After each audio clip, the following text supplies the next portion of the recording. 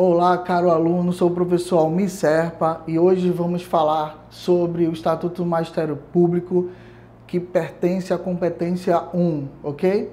E a primeira coisa que a gente vai levar em consideração é o porquê os profissionais da educação básica devem estudar essa Lei 11.329 de 16 de janeiro de 1996.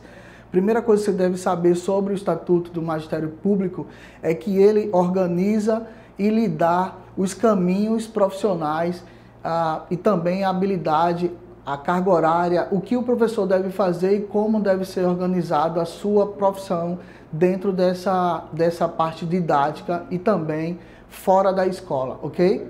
Então, a primeira coisa que a gente tem que levar em consideração também, em função disso, é o que a lei permite e como é que ela se origina. Como é que surge uma lei complementar? Essa é a primeira dúvida que vem para a nossa disciplina, que também faz parte desse conhecimento de secretaria escolar. Então, a primeira coisa que a gente deve levar em consideração é isso. Que inquietações fazem com que essa lei venha a surgir? A lei complementar ela é uma lei que parte obrigatoriamente do gestor público, seja ele o governador do estado, seja ele o prefeito de uma prefeitura para fazer o estatuto no município. Então, o governador, o gestor máximo, manda um ofício para a Assembleia Legislativa pedindo que seja organizado, que seja criado, que seja institucionalizado o Estatuto do Magistério Público. Então, ele determina isso e aí é claro que por convenções administrativas, por ajustes políticos de gestão pública mesmo, o presidente da Assembleia Legislativa acolhe e passa para as comissões julgarem essa lei. E aí ela começa a ser criada a partir de uma ideia do pré-projeto de lei. Então é criado um pré-projeto para dar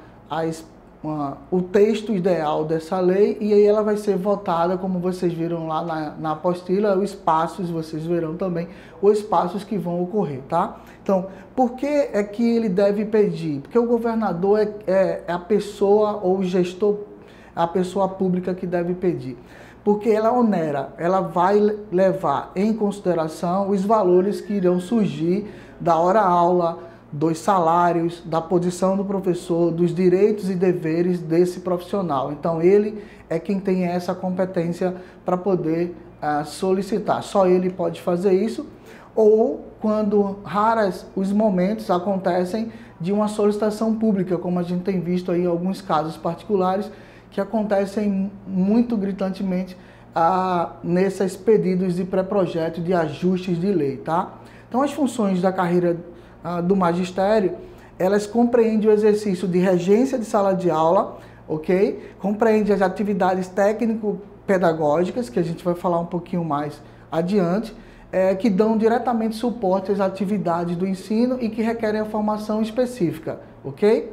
Então, passando dessa fase, que a gente vai esmiuçar cada uma delas, vamos tratar cada uma delas, nós vamos falar agora das atribuições do professor de regência de classe. Regência de classe é aquele professor que está em sala de aula, ensinando os seus alunos, fazendo seu planejamento, trabalhando diretamente com os seus alunos em sala de aula ou, às vezes, contribuindo de uma forma diretamente com os seus alunos, ok? Então, a primeira coisa que ele vai fazer em sala de aula é planejar suas aulas, planejar as aulas para o ano inteiro. Isso é uma das funções que o Estatuto do Magistério exige que o professor faça. Então, normalmente, isso acontece no período de janeiro, que antecipam as aulas, então ele vai lá e planeja toda a aula anual. Então, ele vai fazer um planejamento esmiuçado, dizendo o que é que ele vai fazer na primeira unidade, o que é que ele deve fazer na segunda unidade, na terceira e na quarta, e dentro desse planejamento ele coloca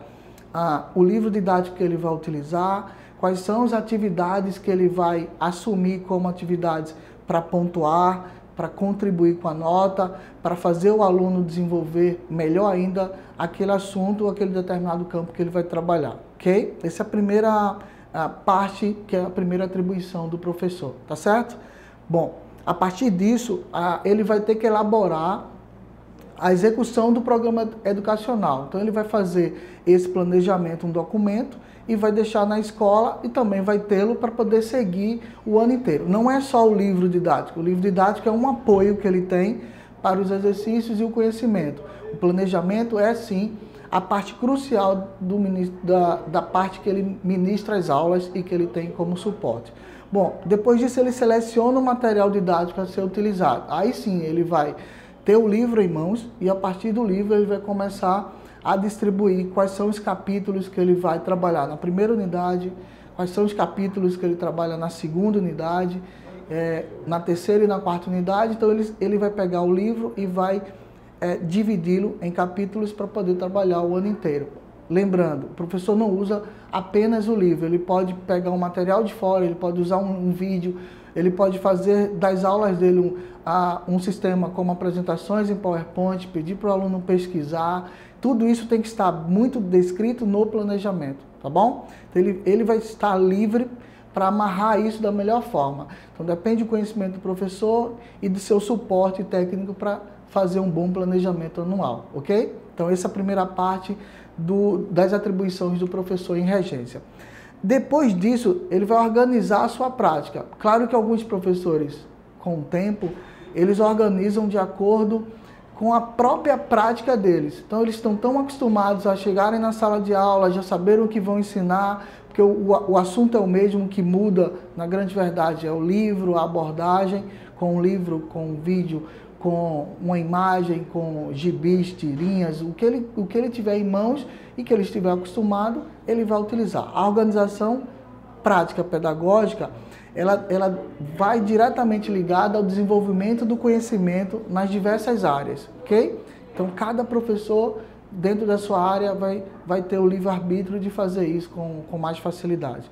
Então, as características sociais também são levadas em considerações. Por quê?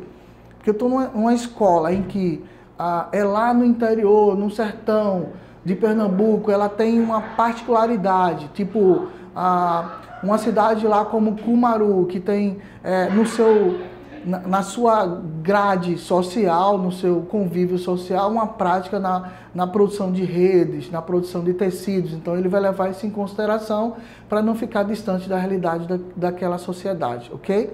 Isso depende de cada professor. E os fatores culturais também. Digamos que está lá em Triunfo. Então, Triunfo tem uma particularidade cultural. O professor deve colocar isso em seu planejamento, levar em consideração também, porque isso faz parte da cultura social. O aluno não pode estar na sala de aula sem fazer um link com a realidade cotidiana dele. Isso o professor tem que levar em consideração. Então, tudo isso faz parte da organização de sua prática pedagógica, tá bom? Ele se insere nas demais conjunturas sociais, cada professor vai fazer de acordo com o local que trabalha, com o público que ele vai atender, tá bom? Então, a partir de agora, vocês já entenderam parte do planejamento, das suas ações pedagógicas, nós vamos agora adiantar para a elaboração e avaliação de projetos pedagógicos. Então, ele pode colocar no planejamento dele, por exemplo, que os alunos vão construir um projeto pedagógico social, trazendo a comunidade para dentro da escola, e isso vai ser pontuado, que são as famosas apresentações em sala de aula, que a gente chama muitas vezes de apresentações de trabalhos feito em PowerPoint ou gravados em vídeos usando o celular ou qualquer outro material, ou mesmo trazendo uma pessoa da comunidade que tem uma representação social para expor aos seus alunos o que acontece fora da escola. Isso é muito importante e ele pode validar muito bem os projetos pedagógicos, tá? São as propostas que ele pode colocar no currículo do estudante. A partir desse planejamento, ele pode implementar e fazer disso uma avaliação. É uma das avaliações, além das provas que são cobradas ao longo das unidades. Além dessa prova, claro que ele precisa colocar a nota lá no portal do CIEP, então ele vai dividir essa nota em até 5 tipos de avaliações, ok? Então ele vai usar o máximo de avaliações possível e diferentes, até para poder dar oportunidade a todos, tranquilo? A partir disso, ele vai divulgar essas produções ele pode usar o site da secretaria, colocando os projetos, as imagens desses projetos realizados no entorno da escola ou dentro da escola e apresentar ao público o que é que o professor em sala de aula está fazendo para que o pai tenha acesso, para que a sociedade tenha acesso desses projetos que estão sendo realizados em sala de aula e como os alunos se envolvem de forma muito positiva. Então isso é muito importante para o professor. Primeiro planejar muito bem isso, depois reorganizar e planejar a sua atividade prática pedagógica e os projetos que a gente acabou de falar, projetos pedagógicos, serem apresentados posteriormente, mostrando ao público qual o trabalho do professor. E isso é que o Estatuto mais solicita. Na verdade, ele determina que o professor tenha como um padrão educacional, um padrão profissional no seu dia a dia, ok? A partir de agora, nós vamos dar um pequeno intervalo para poder voltar e vamos voltar ainda falando sobre regência de classe, tá bom? Até mais. Bem, foi isso que a gente teve até agora, até esse momento, o fechamento desse primeiro vídeo, explicando como é que funciona a entrada e o pedido da lei complementar, a função do professor no planejamento, na sua criação e estruturação das ações pedagógicas e dos projetos que eles validam em sala de aula, ok?